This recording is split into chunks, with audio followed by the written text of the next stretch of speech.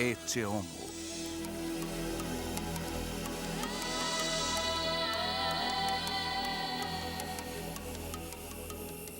O onívoro.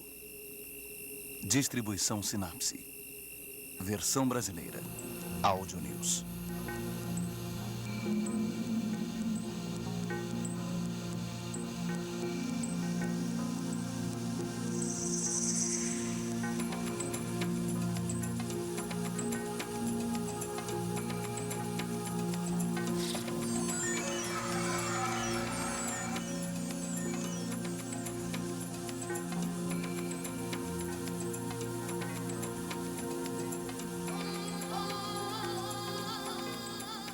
O cereal, a base da sobrevivência, foi um dos primeiros alimentos plantados pelo ser humano. Em todo o mundo, gerações se alimentaram de cereais ao longo de milhares de anos. Moído em forma de farinha, misturado à água e assado, o cereal é transformado em pão. A palavra companhia vem da expressão latina cum panis, que significa com pão. E até hoje, repartir o pão é um sinônimo de partilhar.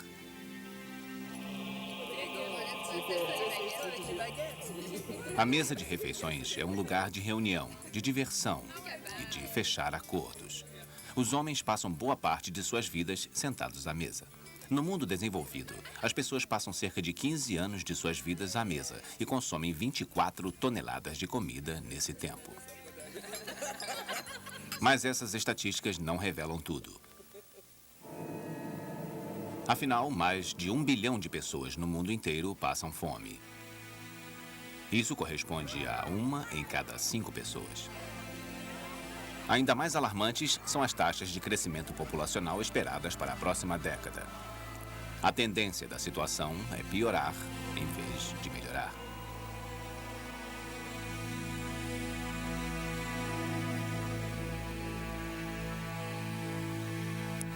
A maioria das pessoas não tem noção de que desde 1984 a população mundial vem crescendo num ritmo mais rápido que o da produção de alimentos. A fome e a miséria estão se disseminando rapidamente. A produção de alimentos liga países do mundo inteiro. O que uma pessoa come reflete uma relação complexa entre o consumidor e aqueles que preparam e processam o alimento.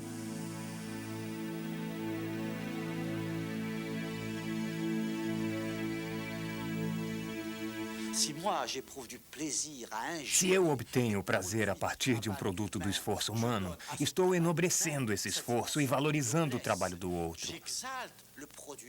Todos aqueles que consomem produtos alimentícios estão, portanto, honrando o trabalho de seu próximo. Nos primórdios.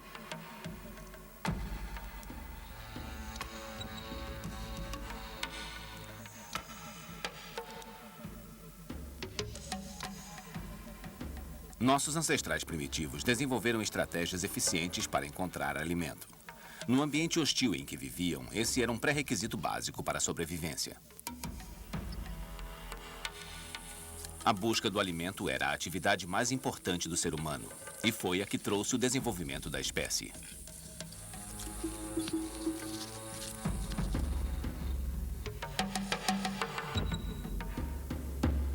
Nós chamamos de onívoros os seres que consomem tanto produtos de origem vegetal quanto de animal também. Como nossos ancestrais mais antigos se alimentavam praticamente à base de frutas e só mais tarde a carne foi incorporada à dieta humana, precisamos explicar como isso aconteceu. Para comer carne, você precisa ter ferramentas para conseguir essa carne. Nós não temos garras nem presas. E nossos ancestrais provavelmente tiveram que criar armas de pedra afiada para caçar. E, em segundo lugar, é preciso ser capaz de processar essa carne. Assim, é possível que nosso aparelho digestivo tenha se modificado por conta dessa nova dieta.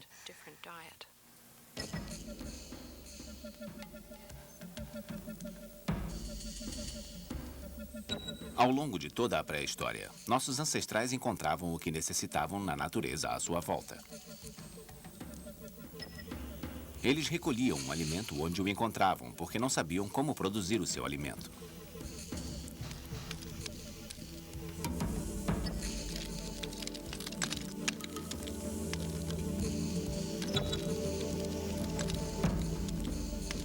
Nossos antepassados eram onívoros, ou seja, podiam comer quase qualquer coisa. Isso era uma vantagem biológica, mas também uma fonte de perigo. Algumas plantas escondiam veneno sob uma aparência convidativa, e se fossem ingeridas, eram mortais. Como o ser humano aprendeu a distinguir entre todas as variedades de plantas, quais eram comestíveis e quais eram venenosas?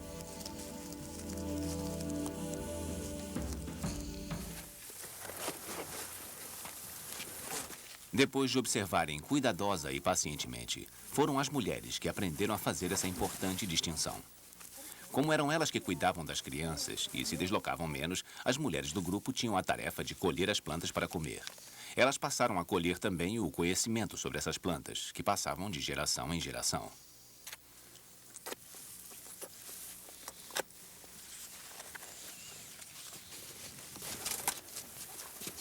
Essa sabedoria sobre as plantas era essencial para a sobrevivência da comunidade, já que as plantas eram a fonte de alimento mais importante. A maioria das plantas precisava ser processada de alguma forma antes de ser ingerida. Aplicava-se um grande esforço para extrair os nutrientes da planta. Antes de serem comidas, certas frutas e raízes precisavam ter a parte tóxica removida. Essa necessidade motivou nossos ancestrais a desenvolverem algumas técnicas altamente sofisticadas para a preparação dos alimentos, ou seja, para cozinhá-los.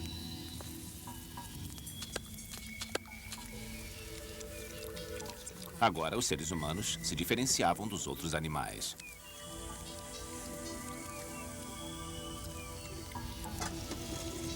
As pessoas passaram a ter acesso a uma variedade maior de alimentos. Isso representou um grande avanço evolutivo, aumentando as chances de sobrevivência dos seres humanos. A maior variedade de alimentos reduzia o risco de passar fome. Caso os vegetais ou pequenos animais escasseassem, era possível caçar presas maiores.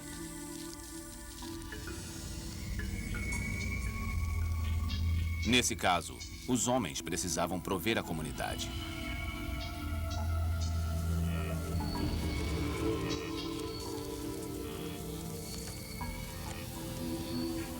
Desde muito cedo, nossos ancestrais aprenderam que era mais eficiente dividir as responsabilidades de encontrar alimento entre os sexos.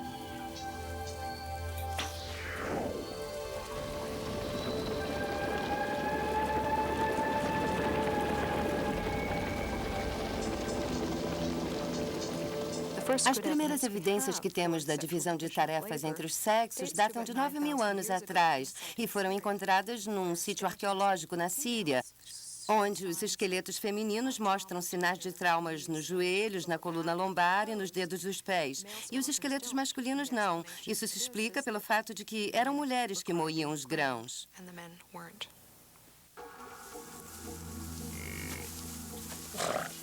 A divisão de tarefas por idade e por sexo foi muito útil para estimular a solidariedade entre os indivíduos. Foi então que apareceu uma forma de solidariedade comunal fundamentada na troca e na partilha do alimento. Quando a caçada era boa e a coleta de vegetais abundante, grupos vizinhos eram convidados a participar do banquete. A comida jamais era desperdiçada.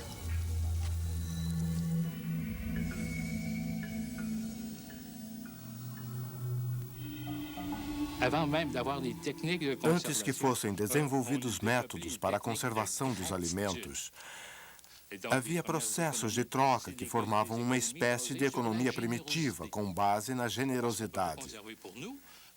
O excedente de alimento era passado adiante, com a certeza de que esse favor seria retribuído um dia.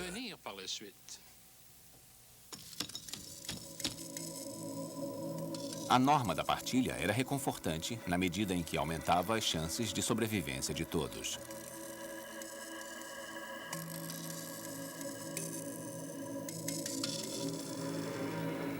Mas ainda assim existiam problemas de falta de alimento, e os grupos que viviam da caça e da coleta precisavam se mudar quando a comida ficava escassa na sua região.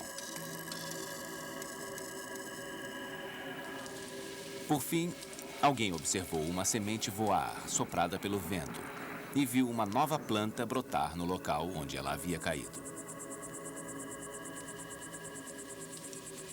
Depois de ser percebido, esse fenômeno pôde ser compreendido e reproduzido.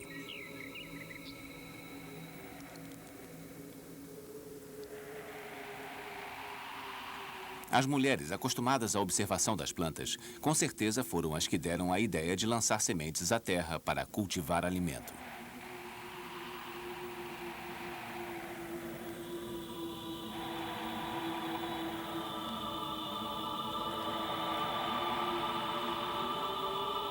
Há cerca de 12 mil anos, foi assim que nasceu a agricultura.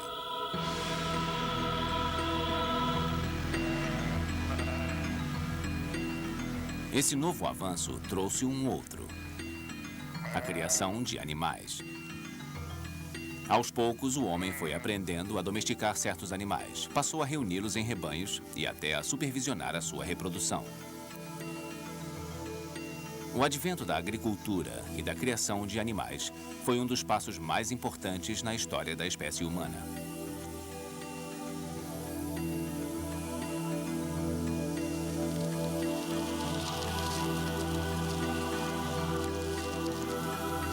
Pela primeira vez, o homem era capaz de cultivar o seu próprio alimento. E à medida em que as técnicas melhoravam e as colheitas cresciam, o modo de vida dos nossos ancestrais começou a mudar drasticamente.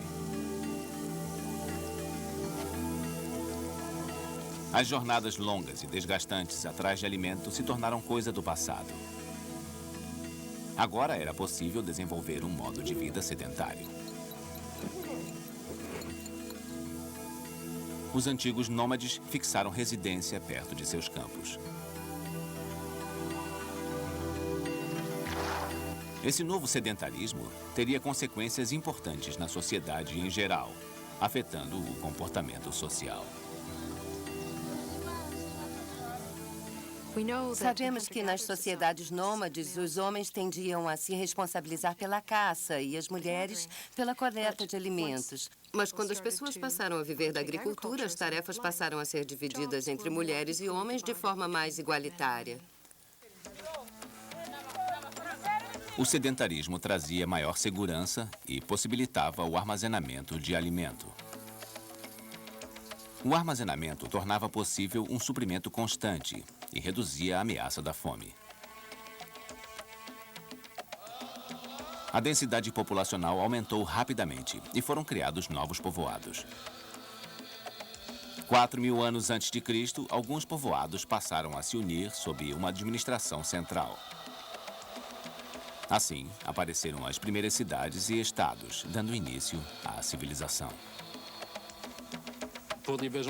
As pessoas começaram a armazenar comida para enfrentar os riscos de desastres naturais. Os primeiros governos foram criados para administrar esse estoque comunitário. O próprio conceito de propriedade nasceu daí. Agora as terras e colheitas pertenciam a alguém. Essa era uma ideia totalmente desconhecida para os homens primitivos. Eles não tinham qualquer noção de propriedade, fosse coletiva ou privada.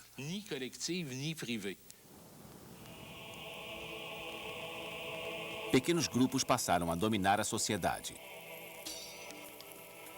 Essas novas lideranças enriqueceram rapidamente à custa dos lavradores que produziam o alimento. Isso resultou numa hierarquia social, dando origem às classes sociais. As discrepâncias sociais entre os indivíduos foram ficando mais gritantes à medida em que os estoques de alimento aumentavam. Foram criadas novas relações sociais e a antiga solidariedade baseada na partilha dos excedentes deu lugar à disputa pelo poder.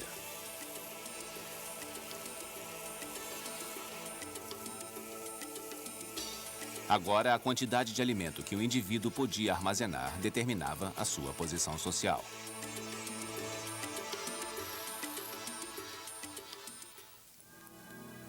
A conservação do alimento.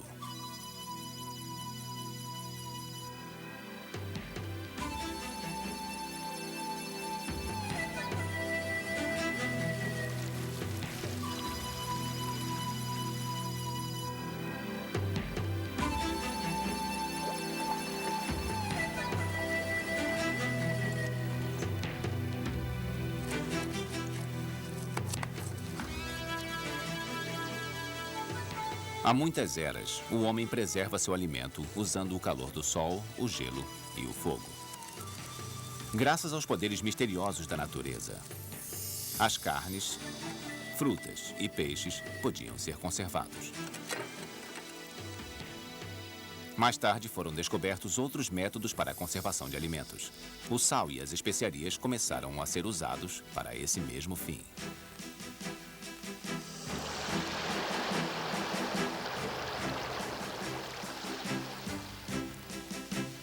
Poucos produtos tiveram um papel histórico tão importante quanto as especiarias.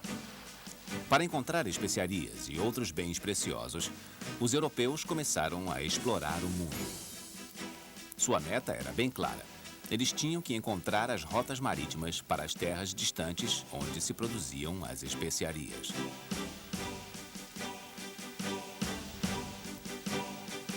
No século XV, nobres financiavam viagens de exploradores na esperança de obterem domínio sobre o comércio de especiarias.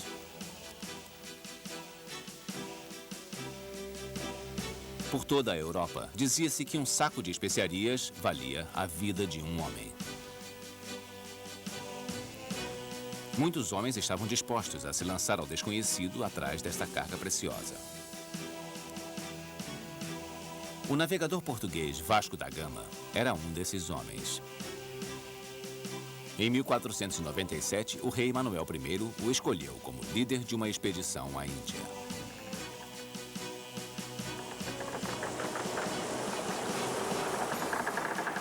Eles não valorizavam muito a nossa mercadoria, com exceção do linho. Embora existam tecidos da melhor qualidade no Cairo, eles oferecem de bom grado as suas especiarias em troca das nossas camisas de linho.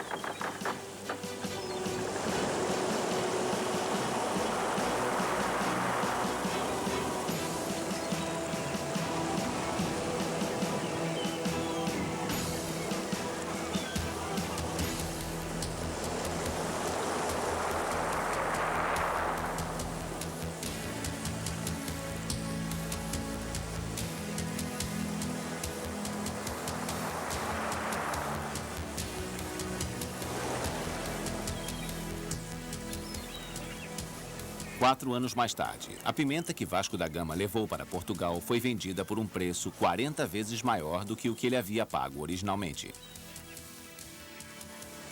Mas por que a pimenta era tão valorizada? Quando a comida escasseava e só sobravam alimentos podres, as especiarias eram usadas para disfarçar o gosto ruim e facilitar a digestão.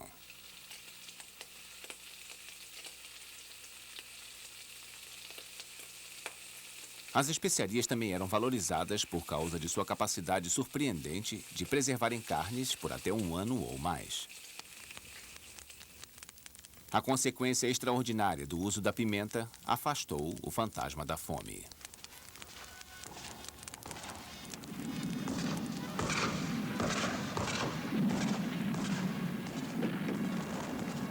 Ironicamente, os progressos seguintes na conservação dos alimentos foram alcançados graças à guerra. Há apenas 2 séculos, os soldados de Napoleão que guerreavam por toda a Europa adoeciam por causa da sua dieta desequilibrada e pobre em vitaminas. Era preciso tomar uma providência quanto a isso e depressa. O governo francês ofereceu uma recompensa à pessoa que inventasse uma maneira prática e eficaz de conservar os alimentos.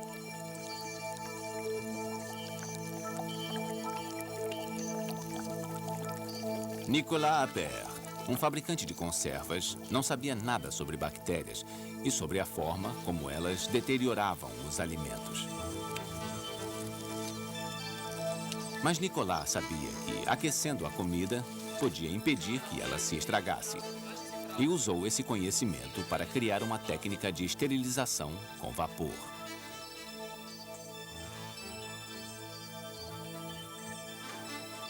A técnica era bem simples. O alimento era acondicionado em vidros hermeticamente fechados e esses eram mergulhados em água fervente. Essa mesma técnica é usada até hoje para fabricar geleias. Nicolas criou os ancestrais dos enlatados modernos. Alguns anos mais tarde, os ingleses e americanos aperfeiçoaram a técnica trocando os vidros usados por Appert por latas feitas de estanho. As novas latas se mostraram tão eficazes que foram a primeira mercadoria a ser produzida em massa.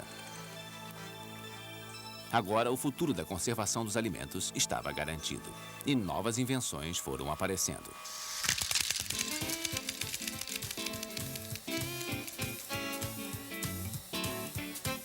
No início dos anos 20, o empresário americano Clarence Birdseye criou uma técnica de congelamento rápido de alimentos. A ideia surgiu quando ele observou como os esquimós preservavam seus alimentos a temperaturas muito baixas. A técnica de Birdseye consistia em colocar o alimento entre duas placas metálicas e mergulhá-lo numa salmoura supergelada vaporizada a menos 57 graus Celsius. O método foi um sucesso, pois conseguia preservar o sabor e a textura original dos alimentos por meses. Em 1924, Clarence Birdseye e seus sócios fundaram a General Seafoods Company. Na nova fábrica da empresa, milhares de peixes eram transformados em bastões congelados.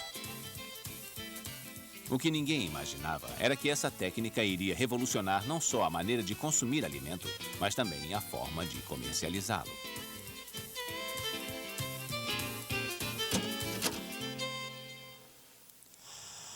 Você é o que você come.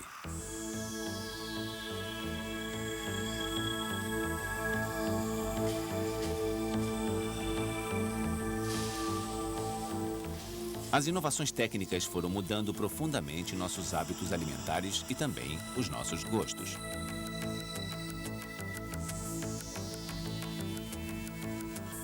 Desde os anos 50, a maior parte do que ingerimos foi esterilizada, condicionada ou processada de alguma forma antes de chegar ao nosso prato.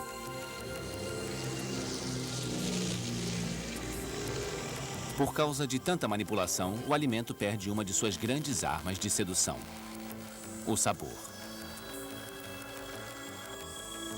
A indústria alimentícia está sempre tentando encontrar maneiras de evitar a perda do sabor e também de modificar os alimentos para adequá-los às nossas preferências. Atualmente, todos os sabores podem ser recriados artificialmente em laboratórios. Profissionais com um paladar especialmente treinado podem criar sabores projetados especialmente para atender preferências do consumidor. Mas os métodos artificiais têm limitações e ainda é muito difícil satisfazer plenamente esse animal onívoro que é o homem. Na verdade, os nossos gostos flexíveis e a imensa variedade de alimentos que ingerimos são o que nos distingue dos outros animais. Até hoje, ninguém conseguiu imaginar um cardápio que agrade a todas as pessoas. Embora sendo onívoros, podendo comer de pequenos insetos a grandes mamíferos, cada grupo humano privilegia alguns tipos de alimento.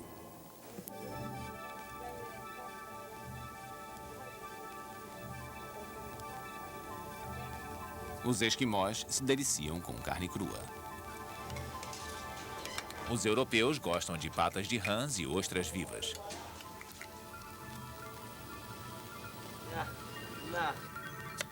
Desde a antiguidade, os chineses comem carne de rato. E há povos da África Central que gostam de insetos e têm uma predileção especial pelas lagartas. O que é delicioso para alguns, parece repugnante aos olhos de outros. Em se tratando de alimentação, o único princípio universal é o de que a cultura determina as preferências alimentares.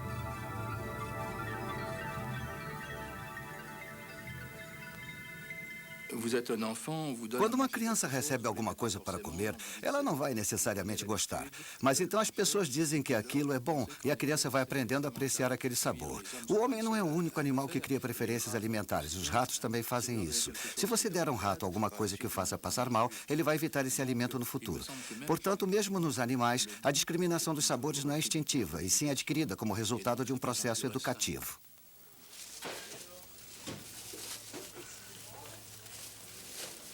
Além dos hábitos culturais, outro fator que ajuda a determinar nossas preferências alimentares é a carga simbólica que damos a determinados alimentos.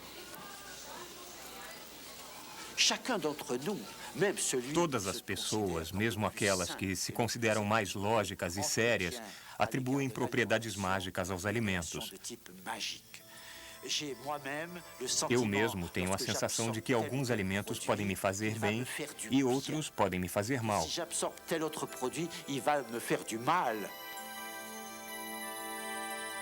Nós temos a impressão de que, ingerindo um alimento, ele pode mudar alguma coisa em nós.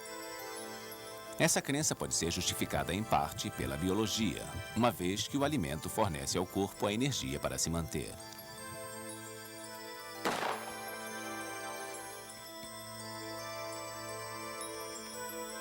Não é nem um pouco absurdo afirmar que nós somos o que comemos.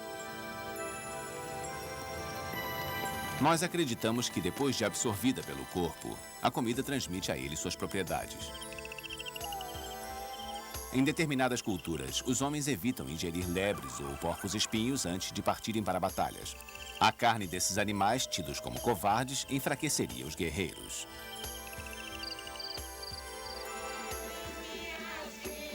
Em outros lugares, acredita-se que se os filhos ingerirem a carne do pai falecido, eles poderão absorver a sua coragem e sua força.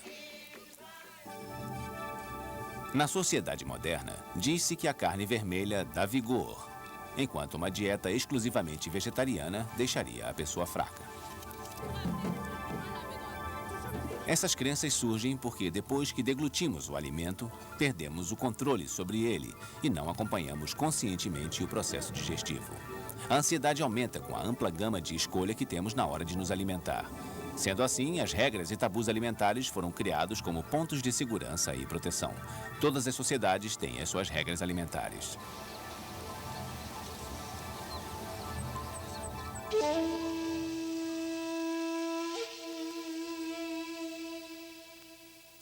A cultura exerce um poder inquestionável sobre os indivíduos.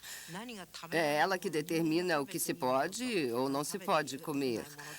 Até recentemente, por exemplo, os ocidentais acreditavam que não se podia comer peixe cru. Sendo assim, não se pode dizer que os seres humanos podem comer qualquer coisa, mesmo sendo onívoros por definição.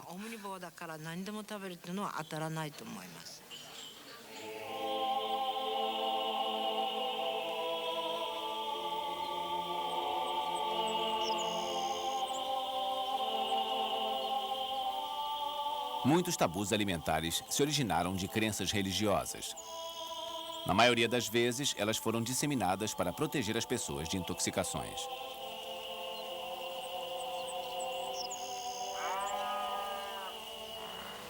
A carne vermelha é o tipo de alimento mais excluído por normas alimentares. Os hindus não comem carne de vaca por acreditar que esse animal é a morada de centenas de deuses. A vaca se tornou sagrada na Índia por causa da necessidade de protegê-la da voracidade de lavradores famintos, que seriam capazes de acabar comendo esse animal tão útil para puxar arados e carroças.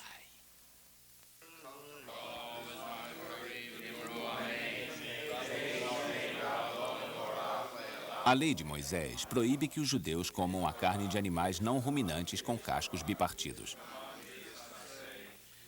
Por isso, a carne de porco não entra na dieta judaica. Originalmente, tais preceitos alimentares serviam para proteger as pessoas de intoxicações alimentares. Nos locais de clima quente, a carne de porco se deteriora mais depressa do que as outras carnes. É por essa mesma razão que os muçulmanos também não comem carne de porco. Além disso, se recusam a comer a carne de qualquer animal que tenha morrido sem a intervenção humana. Hoje, tais preceitos alimentares foram assimilados sob a forma de crenças religiosas e são seguidos pelos fiéis mais ortodoxos. Seu propósito original foi esquecido.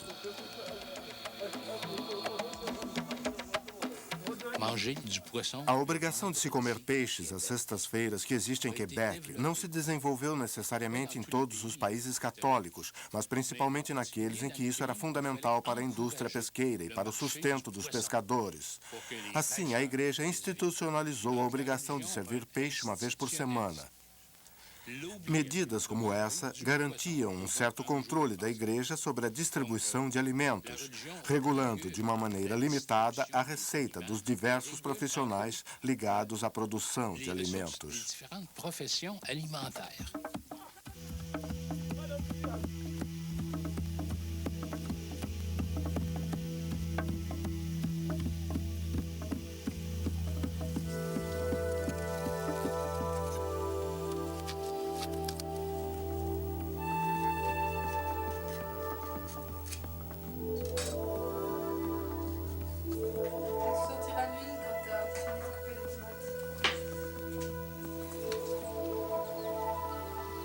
Todas as sociedades, das mais rudimentares às mais complexas, criaram normas para a maneira de consumir alimentos através de regras e tabus.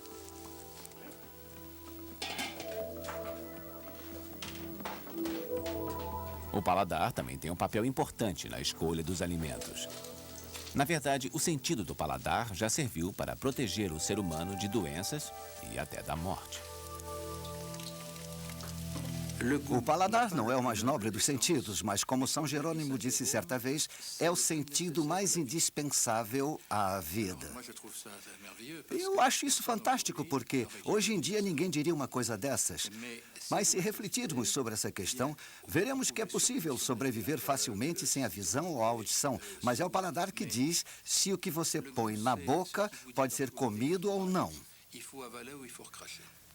Naquela época, antes do século XVII, uma pessoa não sobreviveria por muito tempo sem o paladar. A ingestão de carne podre e inadvertidamente podia levar à morte.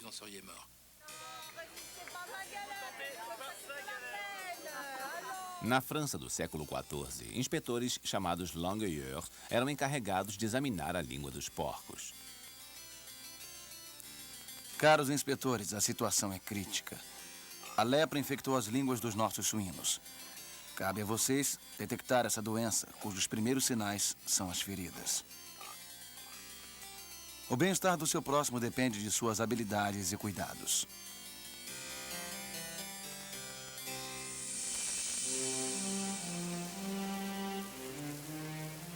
Hoje, profissionais especialmente treinados controlam rigorosamente a qualidade do que comemos.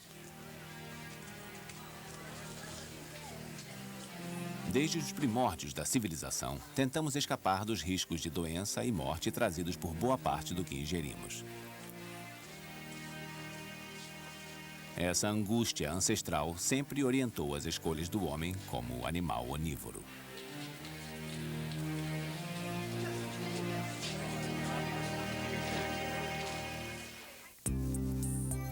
O onívoro à mesa.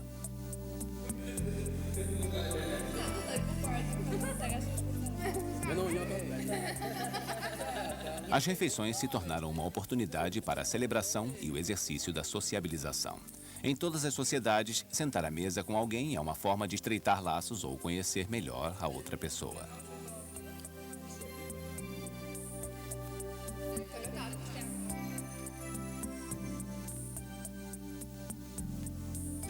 Sempre foi assim. Se você leva uma mulher bonita a um bom restaurante e se a comida for de boa qualidade, isso vai contar pontos a seu favor mais tarde. Se ela comer mal, você terá problemas. Muitas guerras já foram resolvidas à mesa e os momentos mais importantes da vida de uma pessoa ainda são celebrados com refeições. A comida tem o poder de dissipar tensões, aproximar as pessoas e pode até ajudar na hora de discutir acordos de negócios. Raramente a mesa é um lugar onde se cultiva a solidão. Na China, comer sozinho é um hábito visto com estranheza. Sentar à mesa coletiva de um restaurante popular ou comer junto a colegas de trabalho é sempre melhor que fazer uma refeição a sós. A comida reúne as pessoas à sua volta por ter um sentido simbólico muito forte. Cada refeição traz uma espécie de linguagem cifrada, mais sutil que as palavras.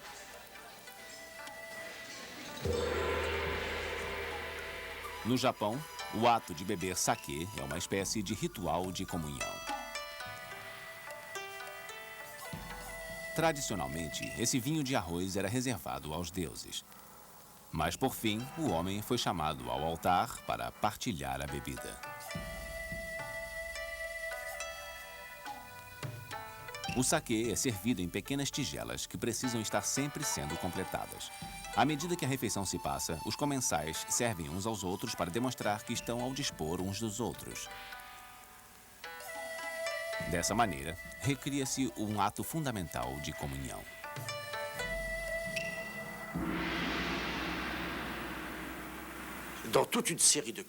Em muitas culturas, é costume saudar convidados oferecendo pão, mel, vinho ou algum outro tipo de alimento a eles.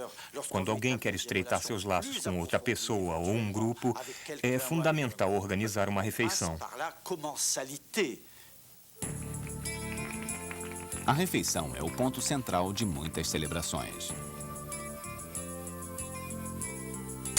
Em quase todas as sociedades, os ritos de passagem mais importantes são celebrados com alimentos. O nascimento de uma criança, a passagem para a vida adulta, o casamento. Todas essas ocasiões envolvem comemorações. E elas muitas vezes são organizadas segundo atributos simbólicos de certos alimentos.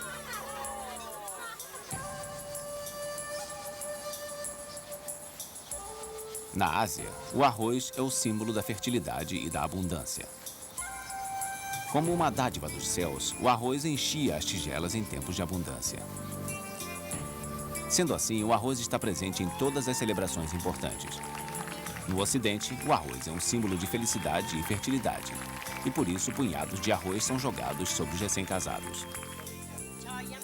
As celebrações servem para estreitar os laços entre parentes e entre vizinhos. Durante a vida e mesmo nos ritos da morte, o alimento tem um papel importante. Sendo uma facilitadora da coesão social, a comida pode, ao mesmo tempo, estar no centro de conflitos.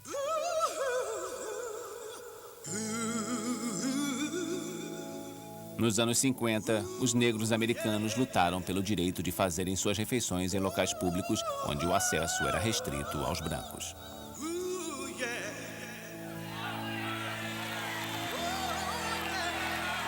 Privando os negros do direito de comer ao seu lado, os brancos estavam demonstrando a sua suposta superioridade social.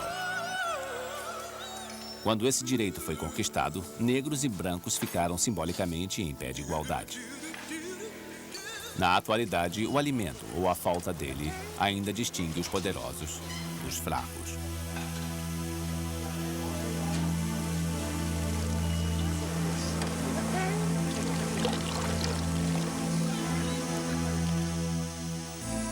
Alimento para o mundo.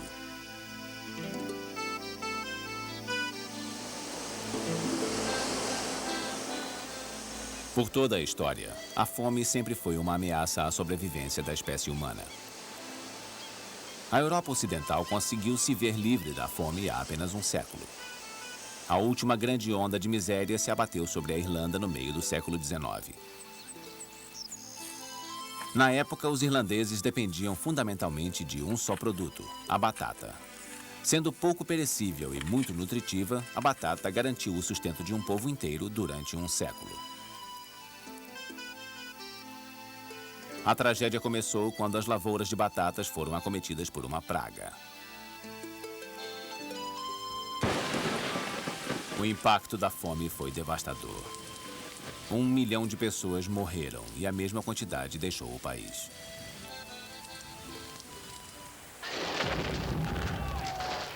Desde então, na Europa, somente as guerras provocaram fome na população. Mas em muitos outros lugares, a ameaça da fome ainda é uma realidade.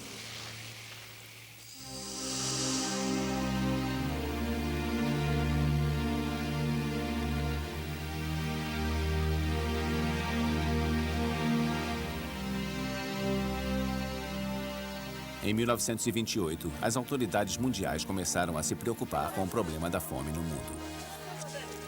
Os resultados das pesquisas encomendadas na época eram chocantes. 3 em cada 5 pessoas estavam subnutridas.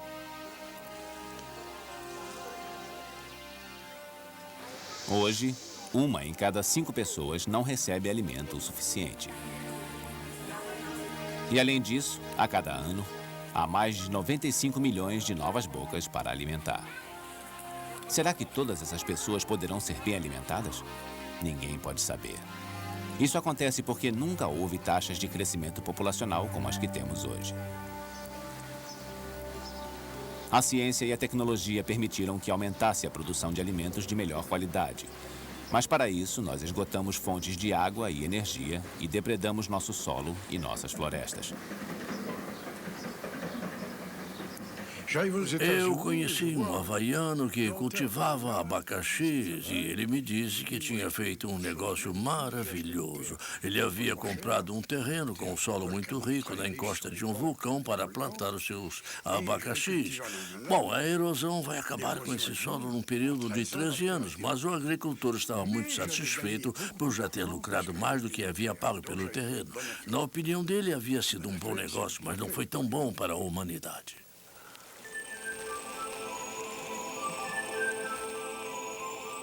O homem sempre mostrou uma capacidade espantosa de se adaptar ao seu ambiente.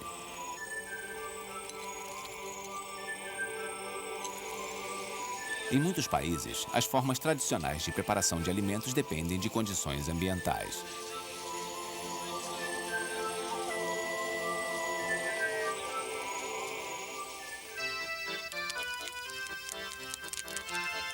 Na França, por exemplo, a abundância de lenha permitia que a comida cozinhasse lentamente.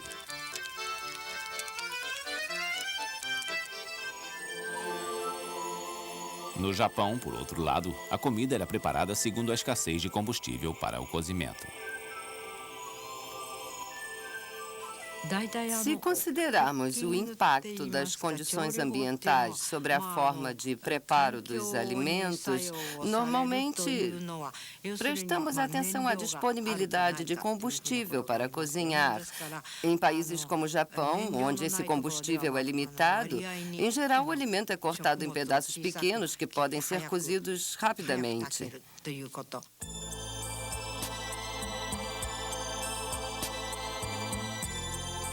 Adaptar-se para sobreviver. Essa sempre foi a estratégia da espécie humana ao longo dos séculos. Em alguns locais, essa estratégia deu resultado e a ameaça da fome ficou no passado. Nessas sociedades afortunadas, o problema é o mesmo que sempre preocupou o animal onívoro que é o ser humano. O que deve ser comido e de que maneira?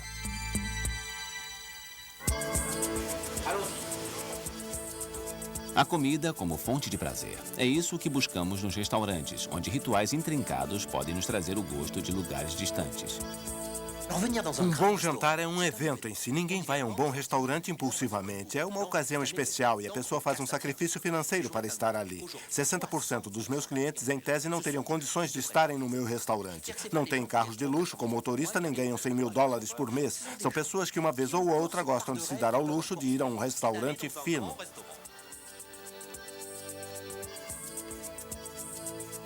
Além do prazer, a preocupação constante dos onívoros é fazer a escolha acertada numa vasta gama de opções. A tendência atual é privilegiar uma alimentação saudável. E as pessoas estão voltando a ingerir alimentos naturais e a seguir dietas balanceadas. A alimentação é provavelmente o fator mais importante na manutenção de uma vida saudável. Embora os alimentos não tenham necessariamente o poder de curar doenças, eles são fatores importantes para o surgimento dessas doenças. Numa sociedade racional, a primeira prioridade da medicina seria estudar os efeitos dos diversos alimentos no corpo humano. Uma dieta equilibrada é o elemento mais importante para a prevenção de doenças e, a meu ver, se todas as pessoas tivessem acesso a esse tipo de dieta, estaríamos começando a criar uma humanidade saudável.